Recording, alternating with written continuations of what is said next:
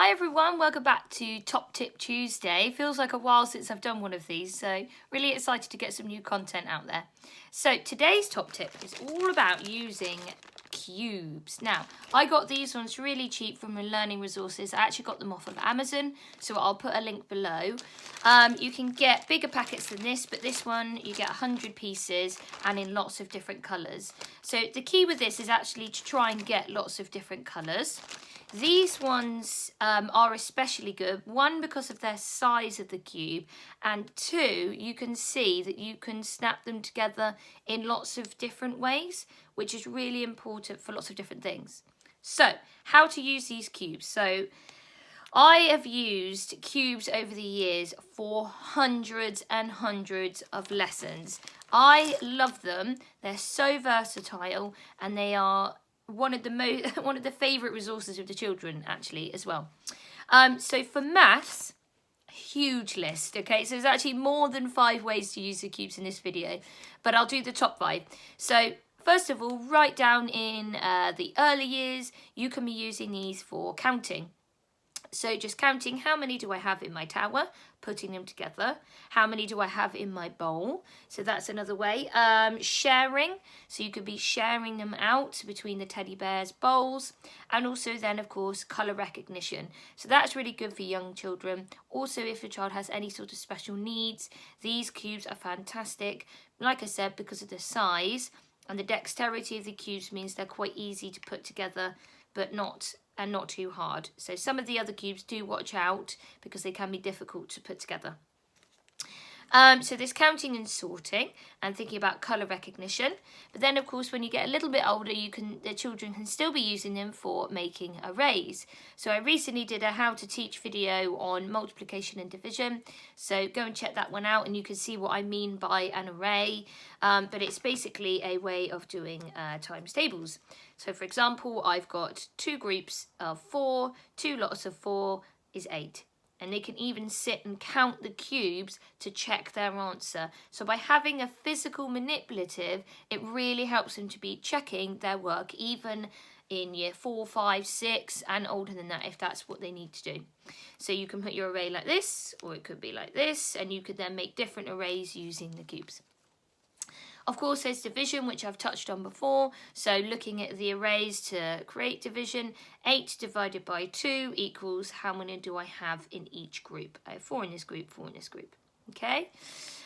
You could be using it to show sharing, to be doing fractions, so half. It's a really good sort of second or third step for fractions. So I have 8 altogether. I want to find out what half of 8 is. Make sure you've got 8 in the tower. Have I got half? Have I got 2 equal groups?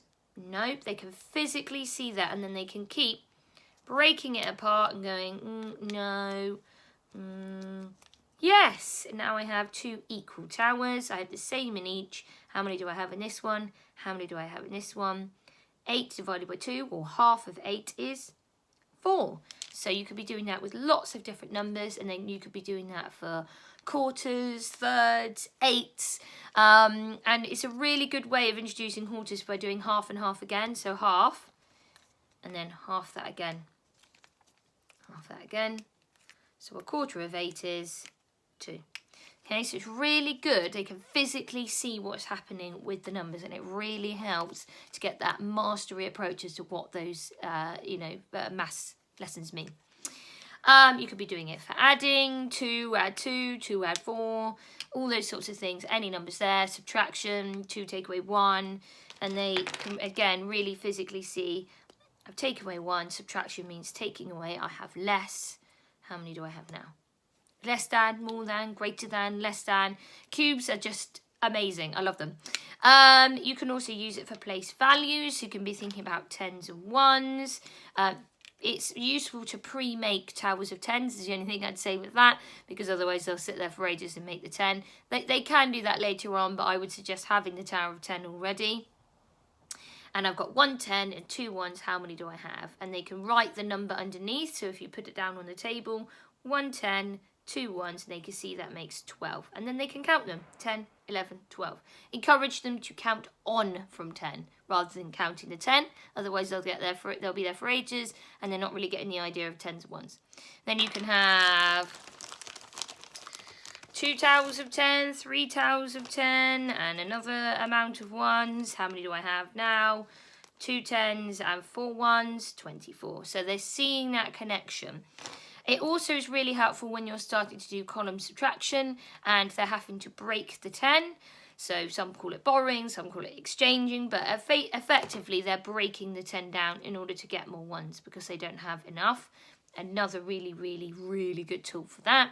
And then when you get to adding and they've got enough to make 10, they then need to make 10 out of the ones that they have. So again, they can see that process physically happening, not just as some method of column subtraction, column addition.